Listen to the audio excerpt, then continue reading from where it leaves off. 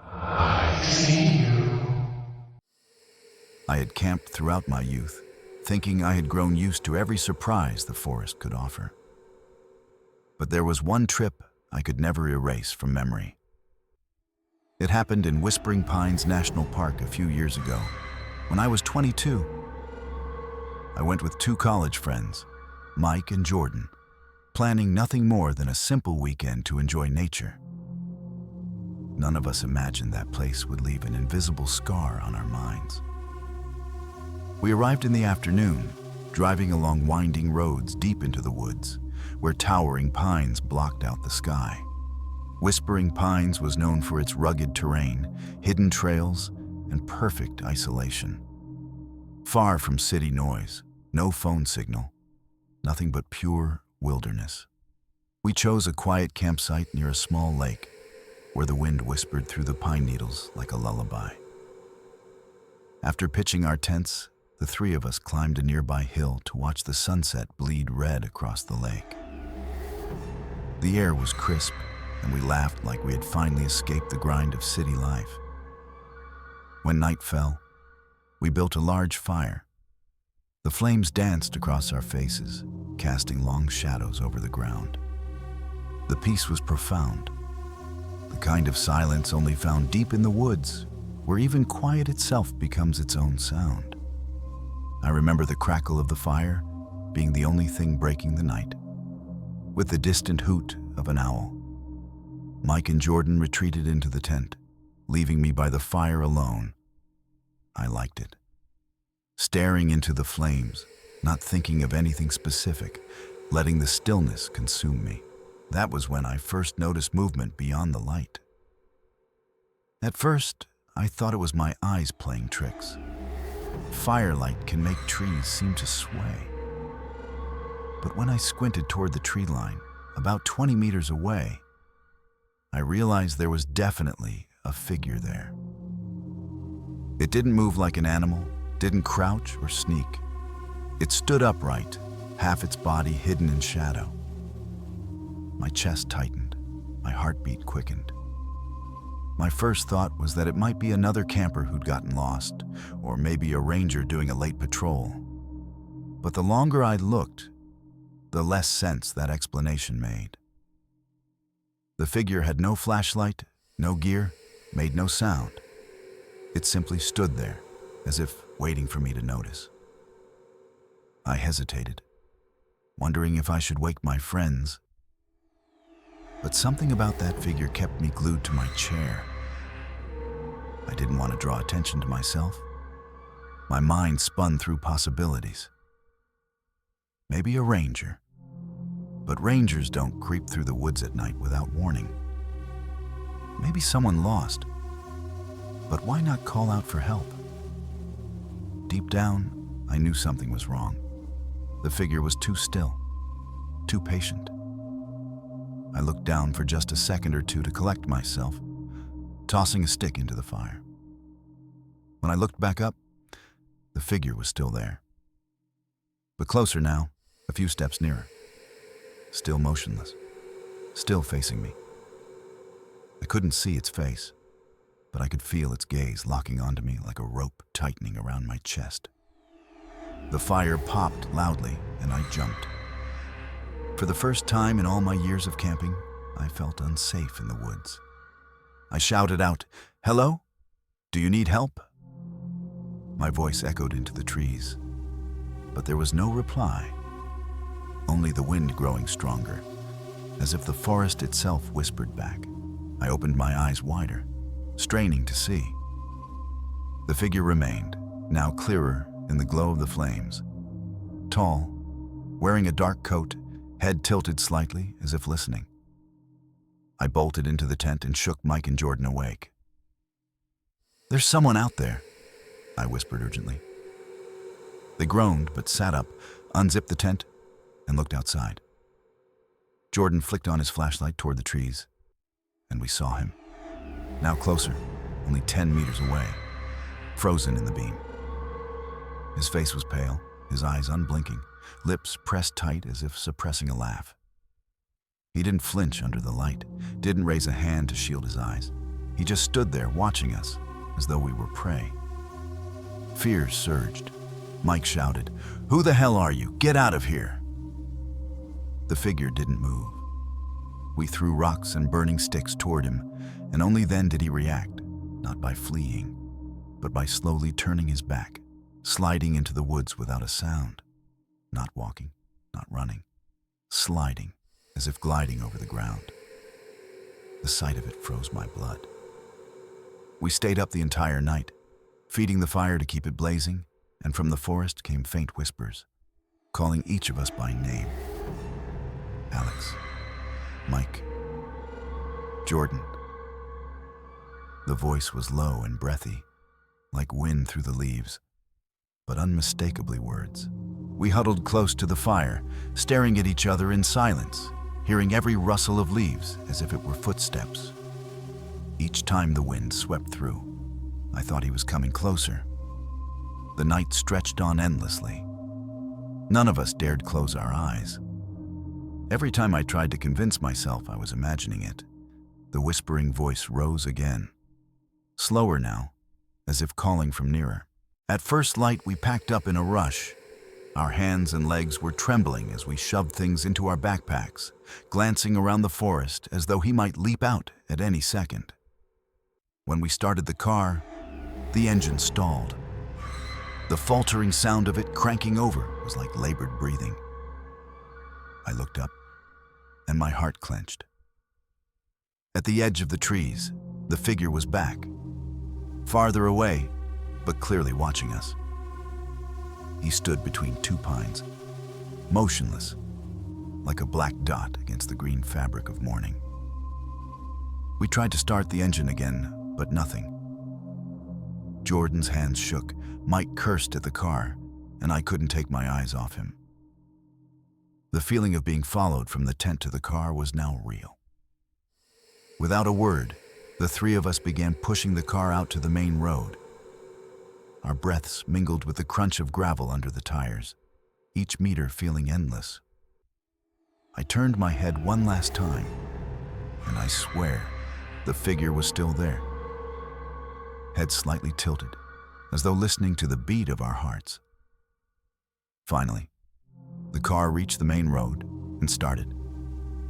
We sped off without looking back. None of us spoke the whole drive back to the city. But every night afterward, I woke with the sense of unseen eyes at the window. I still hear my name whispered in the night wind, like a reminder that somewhere in the deep forest of whispering pines, that figure still stands, motionless, waiting.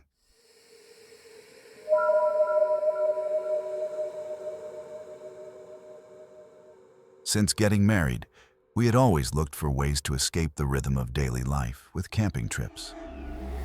But one weekend in the Cascade Mountains changed everything. I was 28 at the time, and we decided to spend a few days exploring nature, hoping to strengthen our bond. What happened there, however, left a deep mark, one that keeps me wary of the secrets hidden in the woods. We set out at dawn, driving through rugged mountain roads as the scenery shifted from suburbs to thick pine forest, rich with the fresh scent of damp earth and decaying leaves. The Cascades were known for their steep terrain, hidden cave systems, and their remoteness. Far from towns, no signal reception, nothing but raw, challenging wilderness. We chose a seldom-used campsite on a slope with a view over a cliffside and the sound of a stream rushing below. After pitching our tent and setting up camp, we spent the rest of the day walking the trails, collecting plant samples, jotting notes on the ecosystem, and savoring the silent city life could never offer. The air was cool, the evening sun casting gold through the canopy. And at first, everything was perfect. We cooked a simple dinner over the fire, talking about our plans for the future while the breeze carried a chill from the mountaintops. It should have been the chance we needed to reconnect, to shed our daily burdens. The first night passed peacefully. We sat around the fire until late, sharing thoughts, gazing at the starlit sky through the trees. When the flames died down, we retreated into the tent, drifting to sleep to the sound of wind sighing and insects humming softly. At sunrise, I woke with energy, eager for the day ahead. There had been no warning of what was to come. After a light breakfast of tea and fresh fruit, my husband, David, with his usual eager smile, grabbed some tools and said he'd gather supplies for dinner. I nodded, watching him disappear behind the tall trees, carrying only a small pack, confident and sure-footed. At the time, I thought nothing of it. This was routine for our trips. I stayed behind to tidy the campsite, clean the utensils, and write in my journal, even sketching the landscape around us. But as time stretched on longer than expected, a faint anxiety crept in. I told myself he was probably just exploring further, maybe stumbled upon a rich spot for foraging. Yet when the second hour passed, worry turned to fear. The forest around me seemed to change. Birds fell silent, the wind stilled, and only the distant stream remained, a lonely reminder of the empty space. I shouted his name, my voice carrying across the ravine, but the sound was swallowed whole by the vastness. Hesitation kept me from plunging into the forest at first, but in the end, worry for him pushed me forward. I followed the path he had taken, calling his name over and over, but only found trails that grew narrower and darker. The area was vast, riddled with fissures and shadowed caves that could conceal untold dangers. When 3 hours passed with no sign of him, I nearly collapsed, tears streaming as my mind conjured the worst: an accident, an attack by wildlife, or him lost in the labyrinth of terrain. Then, from deep within, came the snap of a breaking branch. I rushed toward the sound, and his figure slowly emerged from the darkness, moving sluggishly. At first, joy surged through me, and I ran to embrace him. But the closer I got, the more wrong he seemed. His shoulders sagged, his steps dragged, and his face, usually so full of life, was pale, his eyes vacant. He dropped his tools without a word, his clothes disheveled and smeared with dirt and leaves, as though he had been through a violent struggle. I peppered him with questions. Was he hurt? What had happened? But he stayed silent, collapsing by the cold fire pit with a hollow stare. That moment marked the true beginning of my fear, not of the forest, but of the man I loved.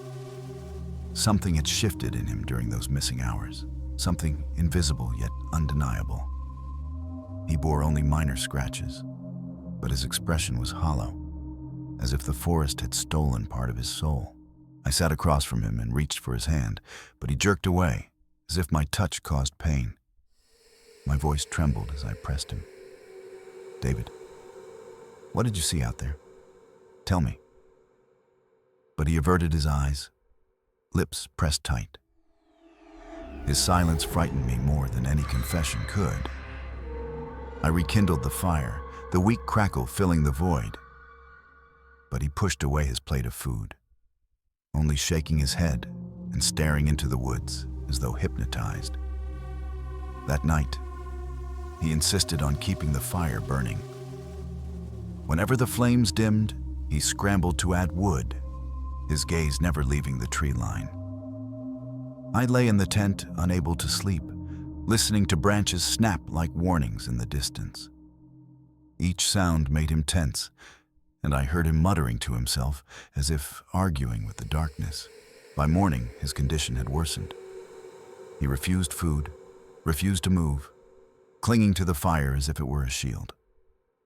I snapped at him, desperate for answers, and at last he whispered, "You wouldn't believe me." The words chilled me. He hesitated, then stood, staring into the forest as though listening. The rest of the day passed under a cloud of tension, his eyes locked on the shadows. When dusk fell, he suddenly begged that we leave. his voice raw with desperation. I agreed, seeing the terror etched in him. We packed in haste, his trembling hands dropping supplies. On the road, he drove recklessly, eyes flicking to the rearview mirror again and again. At a gas station near the highway, he gasped for air and finally whispered, "I saw something. It was watching me." My heart clenched. He shook his head, refusing to give details. We drove home in silence. The following week, he woke screaming, staring at the window as if expecting something to appear. I no longer asked questions, afraid of the answers. Even now, when I think back to the Cascades, unease creeps in. The forest took something from him, and it haunts me too. I don't know what he encountered out there, and perhaps it's better not to. Some memories cling like shadows, no matter how much time has passed.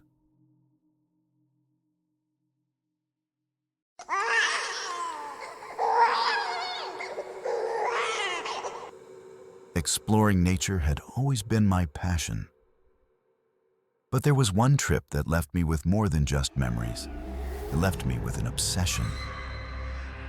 It happened in the Sierra Nevada a few years ago when I was 25. I invited my best friend Lisa along, hoping for a relaxing weekend in the mountains. We never imagined the getaway would turn into a nightmare, one that still chills me whenever I think of it. We left the city at dawn. From the highway, the scenery shifted. The dry plains gave way to endless pine forests and snow-capped peaks. The Sierra Nevada was famed for its raw beauty, clear streams, roaring waterfalls, and an almost absolute remoteness. In many areas, phones had no signal. Only the primal wilderness remained, with wind howling through the cliffs.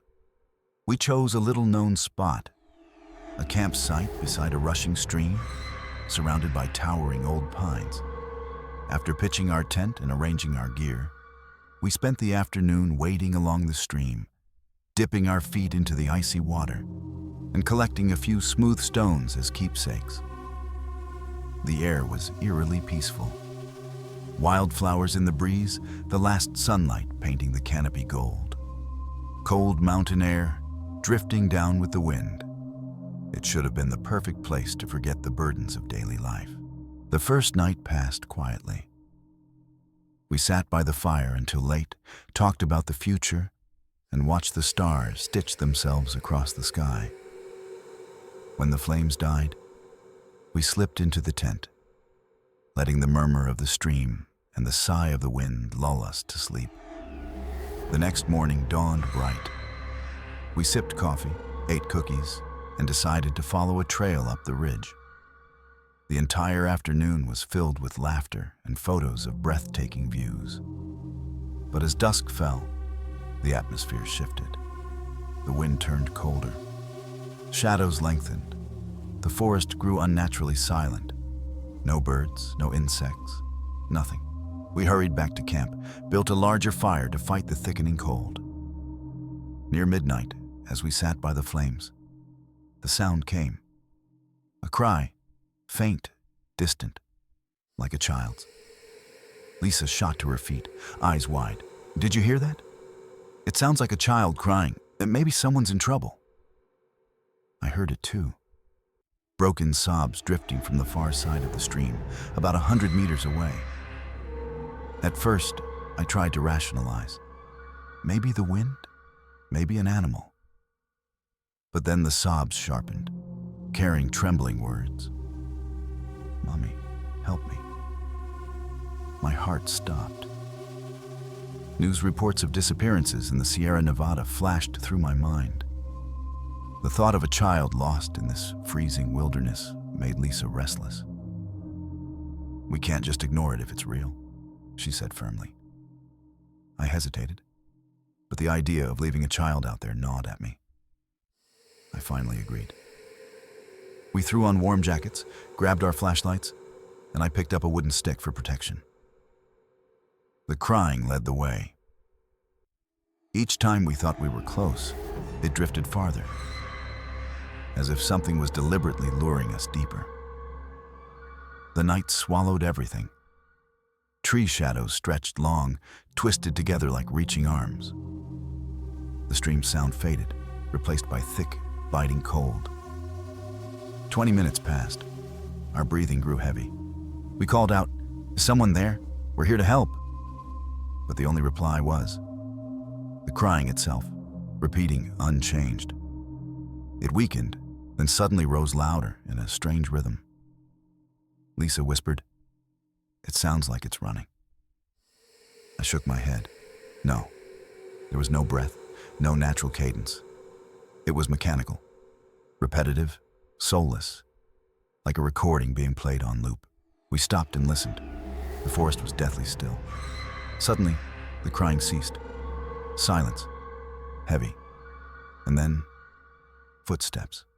Slow, measured, matching ours exactly, but coming from behind.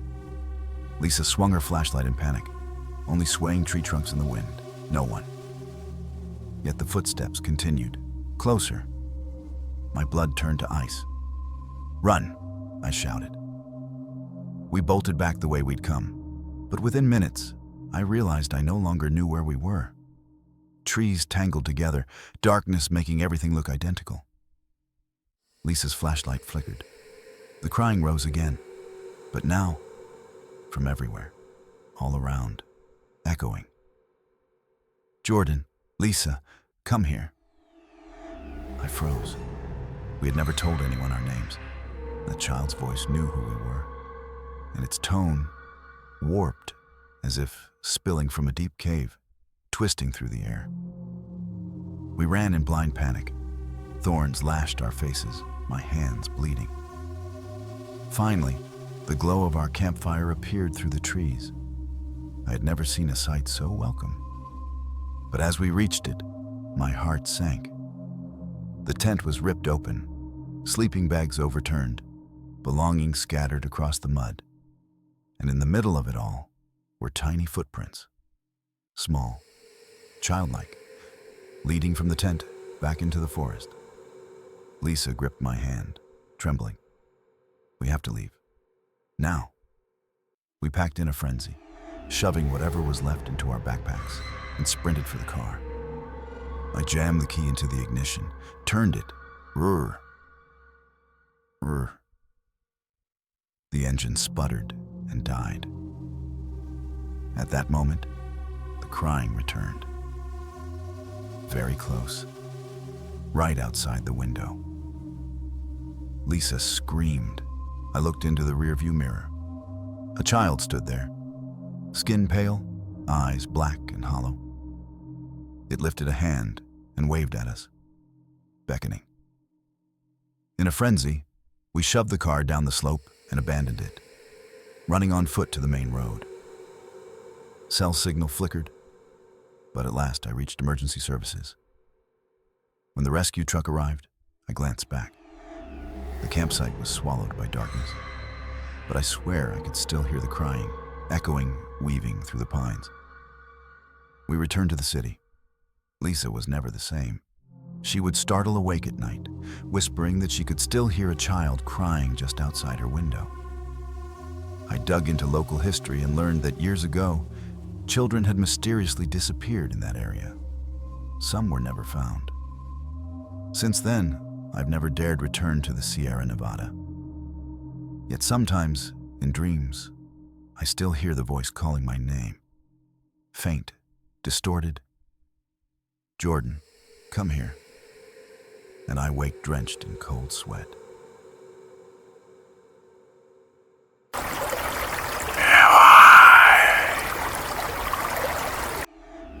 I never thought a simple hiking trip could turn into a nightmare.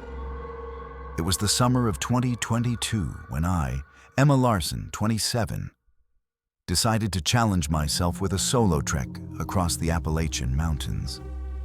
Armed with just a backpack and a map, I wanted to rediscover myself after a year of heavy losses. Losing my job, losing a loved one, and losing my sense of direction in life. Appalachia with its ancient trails and untouched wilderness, seemed like the perfect place to heal. I chose a less traveled route along Whisper Creek, a stream said to carry voices from the past. At first, everything went as planned. Crisp air, the crunch of leaves underfoot, and a sense of freedom in solitude. On the first day, I hiked about 10 miles, starting from the trailhead at the mountain's base, where pine and oak interwove to form a lush green canopy. The cool air carried the scent of damp earth and wildflowers, and with each step, I felt the thrill of leaving daily life farther behind. I stopped to rest a few times, drinking from the creek and jotting down thoughts in my journal about the job I lost due to corporate downsizing, the sudden illness that took my mother, and how badly I needed time alone to put my mind in order. By dusk, I pitched my tent near a wide bend in the creek, where water rushed over mossy stones, creating a soft symphony like a lullaby. I sat there with my hands in the icy water, feeling the current wash away a fraction of my burden. Whisper Creek, according to my map, had an old history. Once considered sacred by native tribes, a place where spirits whispered secrets to those who listened. I laughed quietly at the legend, assuming it was just a tale for tourists. When night fell, I built a small fire from dry wood, ate a dinner of protein bars and dried fruit, and kept journaling by the flickering flames. The creek's lull carried me easily into sleep, even though I felt a slight unease being alone in the woods. Fatigue eventually won out. The next morning, I woke to a whisper, faint like wind through leaves, but undeniably words. At first, I thought it was a remnant of a dream, maybe wind funneling through the tent flaps or the creek shifting its tones. But when I sat up and really listened, the whisper persisted, drifting up from the stream outside. It wasn't the ordinary sound of rushing water. It was like a voice, though I couldn't tell if it was male or female, repeating broken phrases, my name tangled among them. Emma, come back, secret. My heartbeat quickened as I unzipped the tent and stepped outside with my flashlight.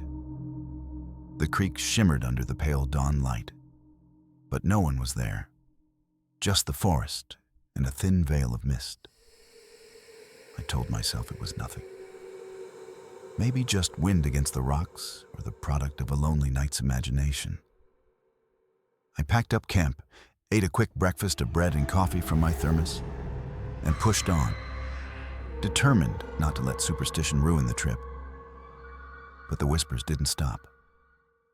They followed me along the creek, sometimes faint, sometimes startlingly near, like an invitation rising from beneath the water. Each time I paused to rest, they grew clearer, forcing me to glance nervously into the current, half hoping, half dreading to see something. By midday, I perched on a large boulder and dipped my feet into the stream to relax. That was when the whispers sharpened, no longer vague but pleading, distinct. Emma, find me. Beneath the surface, I leaned down, peering into the clear water, and for a split second, I saw a face, pale, eyes rolled white, lips moving as if speaking, gliding beneath the surface. I recoiled, falling backward onto the mossy bank, heart pounding so violently it felt like it might burst. The face vanished as quickly as it had appeared, leaving behind only faint ripples. Gasping for air, I tried to convince myself I was hallucinating. Maybe exhaustion, maybe loneliness, maybe the heat. But the whisper persisted, now laced with a rasping laugh, mocking my fear.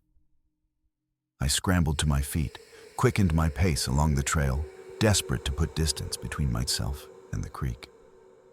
But the path wound tightly beside the water, and the voices followed. By late afternoon, after trudging another 8 miles on trembling legs, I reached a small cave by the stream where water poured into its shadowed mouth. The whisper had grown urgent, coaxing. "Help me." The secret. Terror mingled with curiosity, tugging me inside against my better judgment. The air within was damp and cold, my flashlight beam dancing across stone walls slick with moss. Strange carvings adorned the rock, symbols of streams, distorted faces, and unfamiliar runes, perhaps remnants from native tribes or 19th century settlers. Deeper still, the whispers drew me to a narrow alcove where a rotting wooden box lay coated in dust and moss. With shaking hands, I pried it open. Inside lay a decayed leather journal, its yellowed pages filled with unsteady handwriting. The diary belonged to a woman named Eliza, dated 1850, recounting her migration through the Appalachians. She described hearing the whispers of the creek, dismissing them at first as exhaustion, until she realized they were voices of the buried, victims of an ancient massacre. Villagers sacrificed to secure the forest's secret, a curse that promised prosperity in exchange for blood. Eliza wrote that the creek devours those who listen, pulling them beneath to join the eternal whisper. The final page was scrawled in chaos. "It drags me down. Emma, don't listen." My name, Emma, etched in ink from a century and a half ago. My chest clenched as I slammed the box shut, panic clawing at my throat. When I turned back, the creek had risen unnaturally fast, water rushing into the cavern up to my knees, though no rain had fallen. The whispers erupted into guttural laughter. "Emma, stay with us." I stumbled for the exit, but the current clawed at my legs as though invisible hands gripped my ankles. Below the surface, Eliza's face materialized, eyes vacant, lips mouthing, "The secret is yours." I thrashed wildly, smashing a rock against phantom fingers until the grip loosened. I burst free, sprinting into the dusk, back to my tent as shadows consumed the forest. That night, whispers circled my camp, chanting my name over and over, mingling with the hiss of the creek like a threat carried on water. I sat clutching my pack, sleepless, while the voices retold Eliza's tale, the sacrifices, the curse, how anyone who heard them would be dragged under, consumed by hallucinations until death by drowning. At dawn, I fled. I didn't break camp properly, just stuffed what I could into my bag and left. But the whispers followed me home, bleeding into my dreams and even the sound of running faucets. I dug into research, uncovering that Whisper Creek had indeed been a site of ritual sacrifice by an ancient tribe, cursed so that those who hear would slowly unravel until they were claimed by the water. Lisa called to check in, but I said nothing.